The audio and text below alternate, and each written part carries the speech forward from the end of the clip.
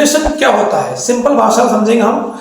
जब किसी देश में सामान और सेवाओं की कीमतें लगातार बढ़ती जाती हैं, यानी वो चीज जो पहले 100 रुपए में मिलती थी वो अगले कुछ महीनों या सालों में आपको 120 या 110 रुपए में मिलने लगे, तो इसे हम कहते हैं इन्फ्लेशन। ठीक है, सिंपल भाषा में समझेंगे कि कैसे काम करता है। देखो, इन्फ्लेशन यानी कि कीमतें बढ़ना, रुपये की खरीद क्षमता घटना, परचेसिंग पावर कम होना।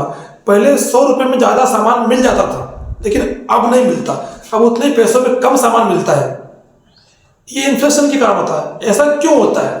देखो, इन्फ्लेशन कई कारणों से बढ़ती है, जैसे कि मार्केट में पैसे की मात्रा बढ़ना, यानी कि चीजों की मात्रा बढ़ना, प्रोडक्शन महंगा होना, कच्चा माल की महंगी वैल्यू बढ़ना, सरकार की नीतियां, अंतर्राष्ट्रीय डिसीजन कीमतों में बदलाव, इन सब के कारण इन्फ्लेशन पर इम्पैक्ट पड़ता है। आज जैसे 150 रुपए में जो लीटर आपको दूध मिलता है, वो अगले कुछ महीनों में आपको 60 रुपए मिले, 10 रुपए की वैल्यू बढ़ोतरी हुई उस पर। इन्फ्लेशन असर क्या होता है इसका इन्फ्लेशन पर? पॉजिटिव इम्पैक्ट क्या पड़ता है? देखो, अर्थव्यवस्था चलती रहती है, बिजनेस बढ़ते हैं। और नेगेटिव इम्पैक्ट क्या पड़ता है इस पर? जीवन यापन महंगा हो जाता है, बचत की वैल्यू घटती है, गरीबों पर ज्यादा असर पड़ता है।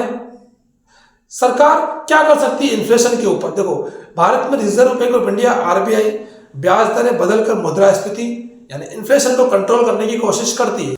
डिफ्लेशन क्या होता है? देखो, डिफ्लेशन को समझेंगे अब हम। जब किसी देश में सामान और सेवाओं की कीमतें लगातार गिरने लगती है, यानी पहले जो चीज 100 रुपए में की थी, कुछ समय बाद वो चीज 80-90 रुपए में मिलने लगे, तो इसे हम डिफ्लेशन कहते हैं, यानी कि चीजों के भाव गिरना। आसान भाषा में समझिए, इन्फ्लेशन कीमतें बढ़ती है, डिफ्लेशन कीमतें घटती है।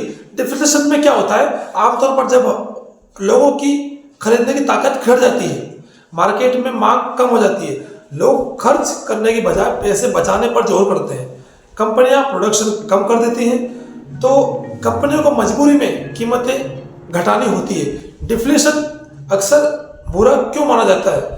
तो हम समझेंगे, कीमतें घटे तो अच्छा है, लेकिन असल में लोग क्या करते हैं?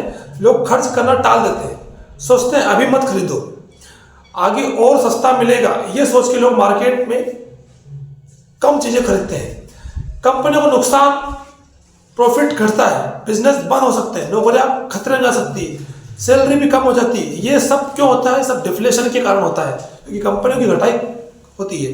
बैंकिंग और लोन पर असर पड़ता है। डिफ्लेशन में रुपये की वैल्यू बढ़ती है, रुपये की वैल्यू बढ़ती है, डिफ्लेशन ध्यान रखना। लोन चुकाना मुश्किल हो जाता है, क्योंकि इनकम घटती है, इनकम घटती है तो लोन चुकाना मुश्किल हो जाता है। तो अब हम समझेंगे डिसइन्फ्लेशन क्या होता है। डिसइन्फ्लेशन का मतलब होता है अपस्फीति, यानी कि जब लगातार चीजों के भाव बढ़ रहे हैं, तो मतलब वो क्या होता है? इन्फ्लेशन होता है। लेकिन इसमें क्या होता है? जैसे 2024 में मान लिया अपन ने कि महंगाई दर यानी कि इन्फ्लेशन रेट 10% है, और 2025 में वही इन्फ्लेशन रेट 7% हो गया।